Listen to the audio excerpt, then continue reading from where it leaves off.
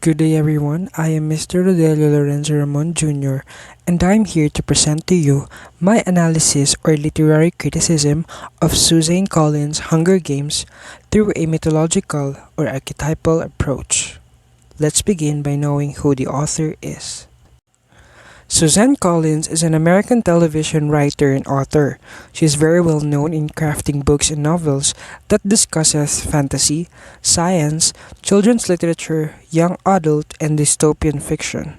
She is the creator of the immensely popular Hunger Games, which also made into a motion picture and became a hit.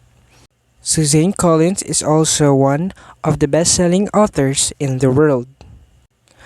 Collins has said that the inspiration for the Hunger Games came from a channel surfing on television. On one channel, she observed people competing on a reality show, and on another, she saw footage of the invasion of Iraq. The two began to blur in this very unsettling way, and the idea for the book was formed. Hunger Games has a plot of archetypal representations and mythological shadows. We will try to discover that later on. So the question now is, how can we analyze the book through this approach? Let us begin with the first concept, which is the mythological. When we say mythological, having the root word myth, this refers to traditional or legendary stories, usually concerning some being or hero or event, usually without a determinable basis of fact or a natural explanation. This also refers to deities, demigods, and explains some phenomenon of nature or practice. Applying the mythological approach, the first concept that we have is Katniss as the mother in Theseus. We can notice that the particular main character of this novel has an immense similarity with this mythological figure. In the beginning of the Hunger Games, Katniss' 12-year-old sister was drafted as one of the tributes, and Katniss volunteers in her place just as Theseus volunteers as one of the tributes in Athens. Because based on the Greek myth, Theseus before and other young people from Athens were sent as tribute as human sacrificial offerings to King Minos in Crete. So the king turned them over to a murderous beast who was half man and half bull and lived in a maze or labyrinth. That creature is called the Minotaur. So tributes are sent on the maze, and what they are going to do there is to serve as a food to the beast. But what did Theseus did is to killed the Minotaur and saved his countrymen. So like that in ancient Greek mythology, Katniss defies an impressive empire in the story and sparks a revolution. Furthermore, another similarity between the two stories would be the setting in which the torture took place. In Theseus' story in mythology, they are placed in an intricate and inescapable maze, while in Hunger Games, the tributes are placed in an unescapable dome-shaped arena.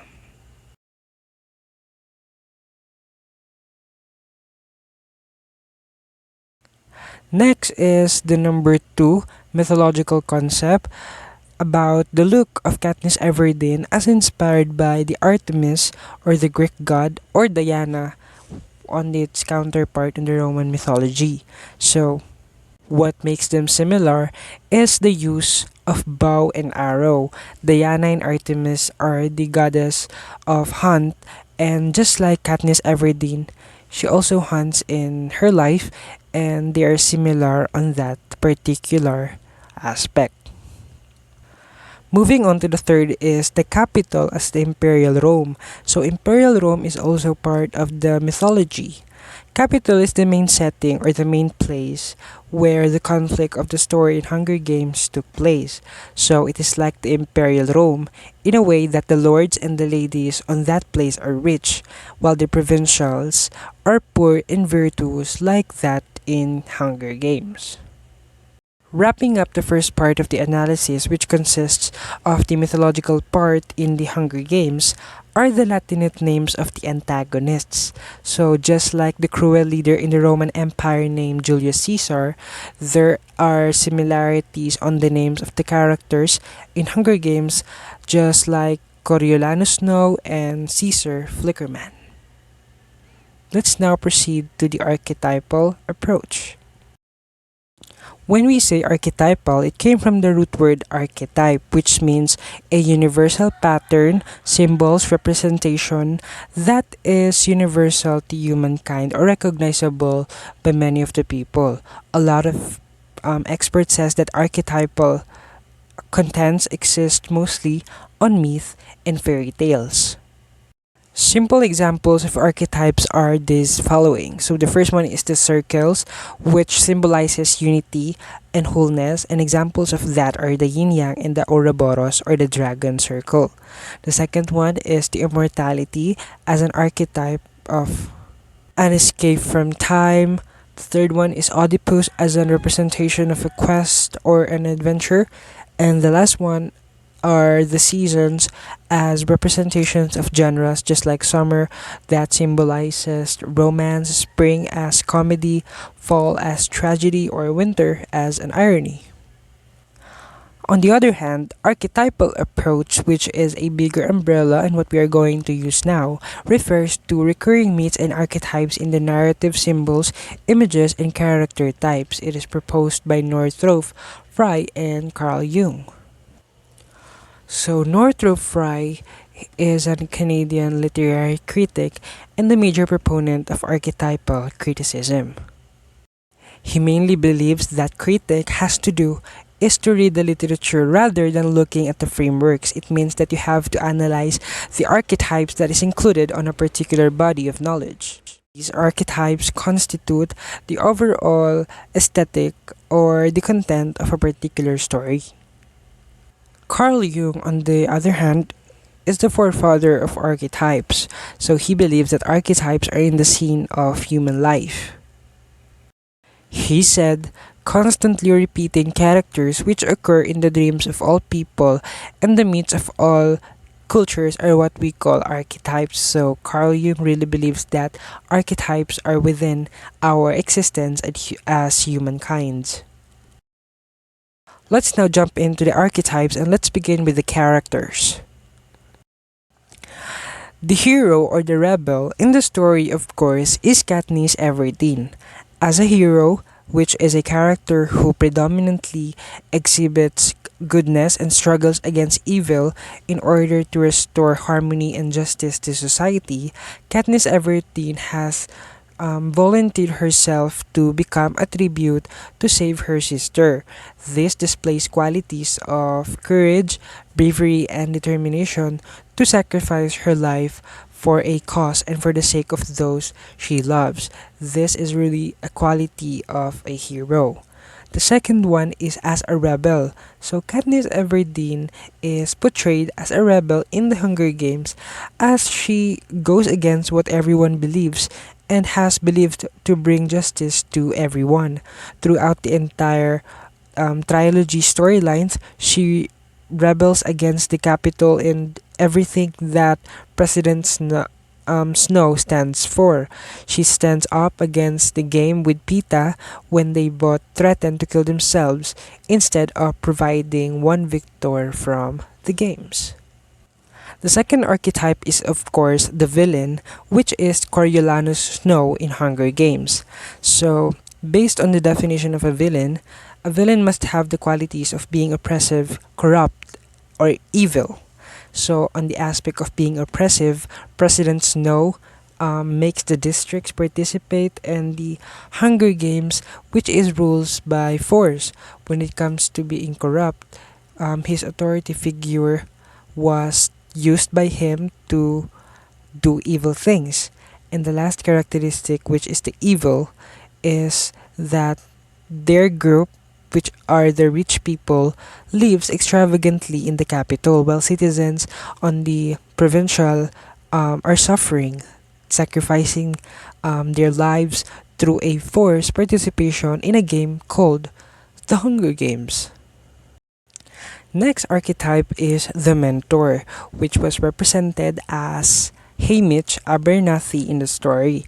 So Haymitch task is to protect the main character as a mentor, and it is shown through his wise advice and training to Katniss and Pita on how they can achieve success in the arena. So he also gave Katniss and Pita the rules and regulation of the game and to motivate them on how they can survive physically and mentally inside the battle game. The fourth archetype is the underdog, which is Pita Millark. So, in the definition, the underdog is the character that is least likely to win, and in other ways, there are some underdogs that are in a position of inferiority to other key archetype characters. So, underdogs are also expected to lose, fail, call it quits, and in the end, the crowd is most commonly found cheering in favor of an estranged outsider. So, in the story, Peter Millark was forced into the games while not one person believed him. When Millark and Everdeen on the first story were first chosen, Millark's mother believes that their district will finally have a winner, but she was implying that it would be Everdeen and not her son. So Pita uses his publicity wisely and gains sympathy, helping him survive the game with Katniss. The messenger in the story Hunger Games is Effie Trinket. So she is the messenger in the Hunger Games because she is the means of communication between District 12 and the capital. So when the tributes are chosen for the games, as you can remember, she is the one that travels to the district to choose the male and female tribute. Next archetype is the star-crossed lover and the leader of this novel, which is Gale Hawthorne. When it comes to the aspect as an archetypal leader, Gale's character has shown to be a strong individual to his family and to Katniss' family as well. He provides them with guidance while Katniss is taken away to the arena, and he have shown his leadership abilities by stepping up to provide food not only to his own family but to Katniss' family as well. He showcased also himself as a leader when he performed such brave act on the District 13 on the third Hunger Games book or movie. So next, as a star-crossed lover. So in definition, a star-crossed lover means a character who is engaged on a love affair that is fated to end tragically for one or both due to the disapproval of the society, friends, family, or some tragic situation. So in the story, Gale is a star-crossed lover as a person who feels he is destined to be with Katniss and loves her unconditionally, but is forced to watch as she torn away from him by her participation in the games and her growing relationship with Peter Millark. So next archetype is the innocent and the victim of the novel. So for this part, that is Rue Stenberg. So Rue is a victim in the first Hunger Games because she is an innocent tribute who is ruthlessly killed by another tribute. She is one of the many victims of the games, but her death is especially difficult for Katniss as they were allies in the game. When it comes to the archetypal innocent, Brooke is just a young child whose life is destroyed by the evil doings of those beyond her age. She is pure, kind, and good at heart, helping Katniss survive even at the cost of her own life. Eighth archetype that we can find in the story is the bully, and that is Cato Hudley. So Cato is seen as a bully in the first Hunger Games because he has no tolerance for weakness and he only cares about himself. This is evident in the plotline as he is the last tribute left besides Katniss and Pita, and she shows no mercy to either of them as he tries to kill them both. On the caregiver of the story, that is Primrose Everdeen, or the sister of Katniss. So she was seen as a caregiver, especially in the second book of the Hunger Games trilogy. She shows her caregiving abilities when Gale is injured by the guards that are placed in District 12. Prims steps up to help others in the third installments of the series as well. She is a caregiver because she works in the hospital in District 13 to help others because that's what she loves to do. For the last archetype is Cinna, which is also a mentor just like Hey Mitch. So you're actually Cinna is a stylist for the games. He became a mentor by encouraging Katniss on an emotional level and giving her a figure of trust on the unforgiving capital. So this leads Katniss or the hero to grow an emotional connection to him that she and the other mentor do not share. We are done with the character archetypes. Let's now proceed to the archetypal elements or symbols. So the first one is the bow or bow and arrow as the magical weapon of the hero. So this magical weapon symbolizes the extraordinary quality of the hero because no one else could yield the weapon or use it to its fullest potential, so only the hero. Bow and arrow is Katniss' weapon's choice.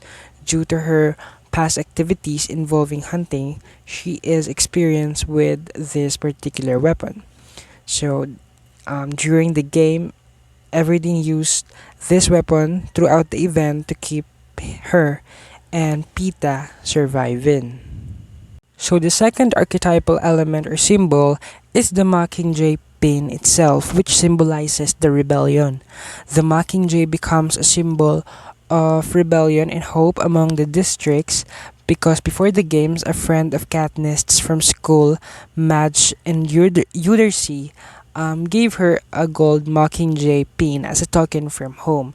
So after the game, the symbolism of the mockingjay became stronger than before because of the actions taken by the winning tribute or the tributes.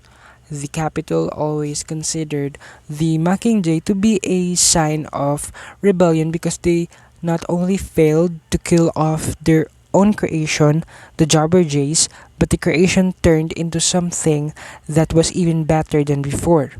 In Catching Fires, you can remember the rebelling districts used the mockingjay symbol as a sign or way of communication to the other. Rebelling people will bake the bird symbol into breads, crackers, and other things that could easily be eaten or hidden quickly. The mockingjay becomes a sign of resistance, a sign of uprising, and a sign of hope for the people in the story. Moving on to the next archetypal symbol or element is the forest, which represents fear and unknown. So there are three actually events in the story of the Hunger Games that can prove this. So the first one is Katniss is hunting on the forest when a large unknown aircraft flies overhead and then it scares Katniss so she hide in the trees. The second event is that she fights in the Hunger Games in a forest arena, not knowing if she will die there, so it symbolizes the unknown.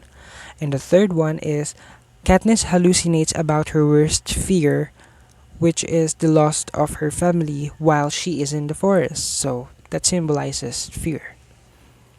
Next archetype is the representation of fire as a sign of power, energy, and passion. This can be reflected on the first part of the story when Katniss and Pita's wardrobe during the parade was made by a fake fire. And it is also a representation of knowledge and rebirth on that part when Katniss was called as the girl on fire and triumphs over the capital representing the rebirth of a proletariat. Next archetypal symbol in the Hunger Games is the bird, which symbolizes freedom. So there are also three events in the novel that can prove that. The first one is the mockingjay pin. So as we all know, mockingjay is a type of bird. So the mockingjay pin during the games gives Katniss the strength to fight for that particular battle. It was given to her by Cinna secretly because the capital did not allow it. So second event that is related to the bird is Katniss and Rue use mockingjay to signal one another in the forest so they can form a friendship though they are supposed to be competitors. And the third event is that when ruse that sparks a rebellion in the district, the members of which were the original users of the mockingjays to communicate used the symbol of that mockingjay to communicate better and express their eagerness to be free. Another archetype symbol in the Hunger Games is the battle between the districts versus capital, which represents a battle between good and evil. So this battle between the good and the bad forces usually happens in a scenario like this, that the hero must be able to maintain the peace because the bad group are hindering him or her. So next are the archetypal motifs and images that is also present. So first is the death, which is presented through the killing in the games, the weapons, the attack, the dogs, and the fire. Second is the survival or hope, which can be emanated on the objects of the game, represented through objects given by the sponsors to help the tributes like flowers and the mockingjay. The third one is the corruption, represented by President Snow and the capital and the peacekeepers and guards. When it comes to the archetypal themes, as what I said earlier, the good and the evil, which is the capital and the district, includes also the innocent people of the districts versus the corrupt president and the government. Second one is the battle between wealth and poverty, people of the capital versus the people of the districts. Third one is the fantasy versus reality, which represents the people of the capital that see Hunger Games as entertainment versus the tributes from districts fighting for their lives. And the last one is the life versus death, wherein survivors versus those who die in the game and in the districts. Jumping into the archetypal plot cycle, it follows the monomyth journey style. So the hero called to action as Katniss volunteers for Hunger Games to save her sister. Second is dangerous journey with tests and conflicts, and that represents the Hunger Games, which is a fight for survival. Third one is the hero undergoes changes. In the story, Katniss is forced to become stronger and kill others in order to survive. And the last one is the hero returns with new wisdom. So this happens when Katniss returns home after learning about survival, human nature, and the corrupt government. Wrapping up on other archetypal plots, this includes the love triangle between Gale and Pitha, that they both love Katniss and she feels conflicted about her feelings for each of them. Second is the war or the uprising between people of the districts in the corrupt government. And the last one is the oppressive government versus the people, wherein the government lives extravagantly while the people live in poverty. The government rules with guards and violence and imposes the Hunger Games on the people as a form of punishment. Last part of this analysis presented by yours truly is on the variation of some archetypes. The first one is the hero as the heroine. So unlike the traditional depiction of most myth and fairy tales about the hero being male, so in Hunger Games, the protagonist is actually a female. So Katniss Everdeen is a female, and that is somehow a variation on the archetypes. Second one is about the love affair in the story, what we call the soulmate, wherein Katniss saves Pitha instead of the other way around. So therefore, Pitha in Cass is in the role of a damsel in distress. So that is an example of variation. So that's all. Thank you for listening to my analysis. Have a good day, everyone.